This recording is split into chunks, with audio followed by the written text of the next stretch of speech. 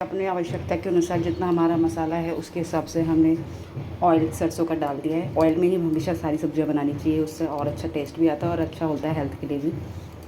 उसके बाद हमने लहसुन को कूट लिया है। सबसे पहले हम कलौंजी डालेंगे, जितना हमारा मसाला उसके अंदाजे से डाल दिया। साथ में ही फिर हमें सौंफ डालनी है, फिर हमने सौंफ डाल दी। 1 मिनट, एक हाथ से करने में थोड़ा दिक्कत हो रहा है। सौंफ, इन्हीं दोनों से मेन टेस्ट तो आता है, ऐसे सभी से आता है। उसके बाद हींग थोड़ा डाल देंगे कि बादी भी ना करे, पेट भी सही रहे।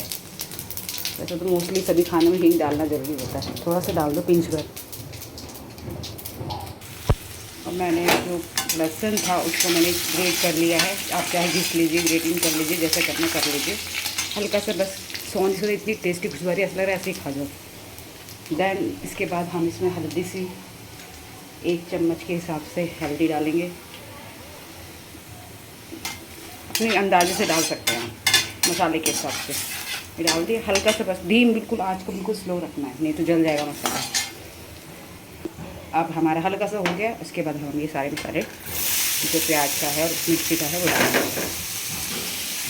अब इसको शैलो फ्राई करेंगे। अभी हमने कोई मसाला नहीं डाला है, बस वही डाला है, ठीक है। तो शैलो फ्राई कर रहे हैं इसको।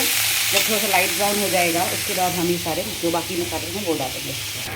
फाइनली मीडियम आंच पे हमने इसको शैलो फ्राई किया है। जैसे इस कंडीशन पे हो जाए, लाइट ब्राउन दिखने लगे, जलना नहीं चाहिए, तो आंच को हमने धीमा कर दिया बिल्कुल। और अब हम इसमें सारे बेसिक मसाले डालेंगे। मिर्ची अपने हिसाब से डालना, मैंने 4 ऑलरेडी ग्रीन चिली डाली थी, इसलिए मैं 1 चम्मच ही डालूँगी। ज़्यादा स्पाइसी अगर करना तो और डाल सकते हैं, वैसे इतना ठीक है। चम्मच नमक भी स्वाद अनुसार डालना है। सॉरी क्लियरिटी दिख रही होगी क्योंकि एक हाथ से वीडियो बनाना मुश्किल है। अब ये मैं आमचूर डाल रही हूँ, ये भी 1 चम्मच के करीब मैंने डाल दिया है। ज़्यादा खट्टा चाहिए तो उस हिसाब से। इस टाइम पे अपनी गैस की आग को बिल्कुल स्लो रखना है। बस अब एक चीज़ और रहेगी जो मेन है इसकी, धनिया पाउडर।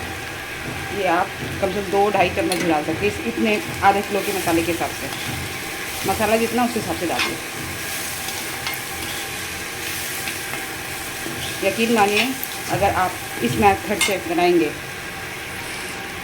यकीन मानिए इस मेथड से अगर आप बनाएंगे तो आप इतनी रोटियां खा जाएंगे इसके साथ, इतनी रोटियां, सारी सब्जियां भूल जाएंगी। और ये आप तभी भी बना सकते हैं जब आपके घर में कोई सब्ज़ी ना हो या आपको कुछ खाने की सब्ज़ी मन नहीं कर रहा हो, चटपटा सा कुछ खाने का मन कर रहा हो, तो ये ज़रूर बनाइए। इसके साथ आप रोटी क्या 2, 3, 4, 5 इतना खा जाएंगे।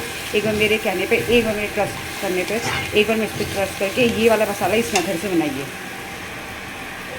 ज़रूरी नहीं कि करेले में भर के खाओ, ऐसे ही रोटी के साथ खाओ। मुझे भी कभी कभी मन करता है तो वैसे बना लेती हूँ। उसको आप भिंडी में भर के बना सकते हो और करेले में भर के बना सकते हो, बहुत ज़्यादा टेस्टी लगता है। नहीं तो आप ऐसे ही रोटी के साथ खाइए, ज़रूर खाइए। एक बार चख के देखिए और ना अच्छा लगे तो मुझे बताइएगा।